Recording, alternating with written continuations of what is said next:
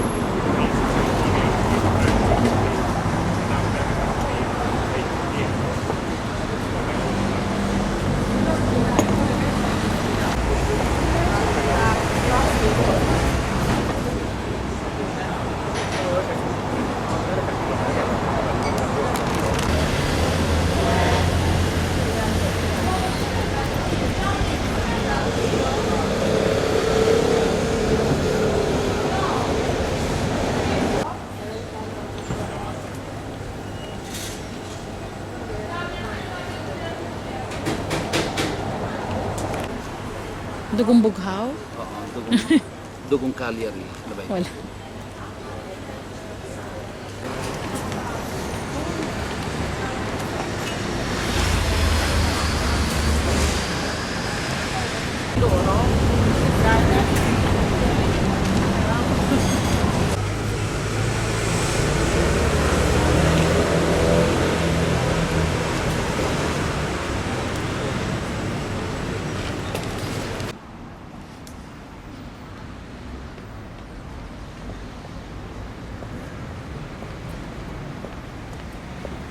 Yan.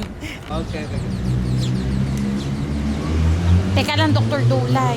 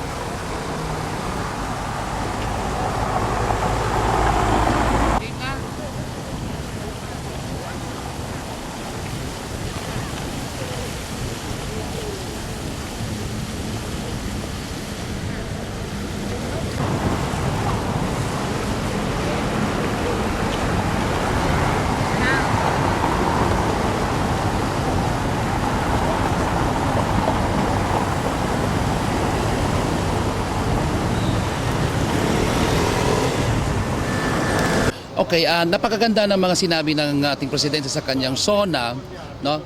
Lalo na sa mga kanyang accomplishments sa mga nagdaang taon. Pero unang-una diyan, nakita naman natin ang economic growth ng Philippines, no? Hindi lang mismo sa bansa natin sa Pilipinas, nakikita rin dito sa atin sa bansang Italia. Lalo na yung mga bagay-bagay na i-contribute ng ating ng mga contributions sa mga OFW na katulad natin.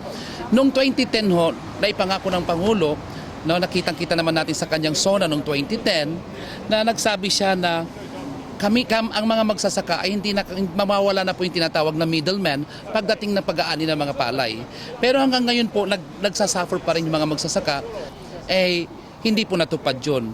Pangalawa, yung sinasabi po niya tungkol sa Katagalugan, yung magkakaroon po ng improvement ang coconut business. Hanggang ngayon po ay nagsasuffer pa po ang mga magkukopra sa atin sa Katagalugan, no, at saka sa Bicol. Pangatlo po, kung makikita natin sa Benguet, marami pong mga vegetables ang hindi nabibigyan ng mga abono na ipinangako ng ating Pangulo. Okay. Yeah. Okay, I'm gonna meet you at 9 o'clock tonight, right? Sure. Have a nice evening. Bye-bye. Bye.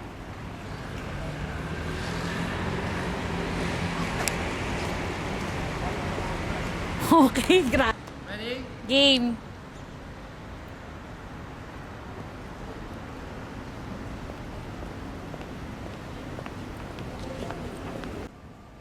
Okay. Yeah. Okay, I'm gonna meet you at 9 o'clock tonight, right? Sure. Alam ko, hindi na kayo pinapagalan ng tapos at sarili. Nasa inyong umakiponsensya. Umaawa kayo sa mga nalulunok sa drogang pinapasok o pinahitulutan nito ba? 117 billion pesos.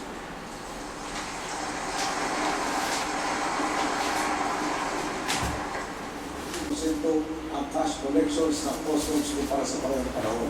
Nakalintas na ito. Matatapos na. Pinapatunayan po natin. Sa paninindigan at pagkakaisa, kayang linisin kahit pa ang isang institusyon, napakahabang panahon ng ginumisan na katiwala. Alam ito, ng ating pag-usad sa landas ng malawakang pagulat sa Mindanao. Wala pong nakakatanging dapat. Wala nga po ang pag-uusapan, dapat ikisama ang pagsagot. Matapos ang mahabang panahon ng hidwaan at napupurla ng negosasyon, naibalik na natin ang tiwala. Dahil sa pagpapatong ng pag-angkin, nagtaka-nagtaka po ay Gobernador Ojiba naman. At tinanong niya sa akin minsan, Boss, paano kaya naman? District Writer na yun. Dapat bakit suliranin ang masalimuot na sitwasyon saan? Ang lupa ng art o tinatayan, And para sa akin, totoo naman lahat ng sinabi niya.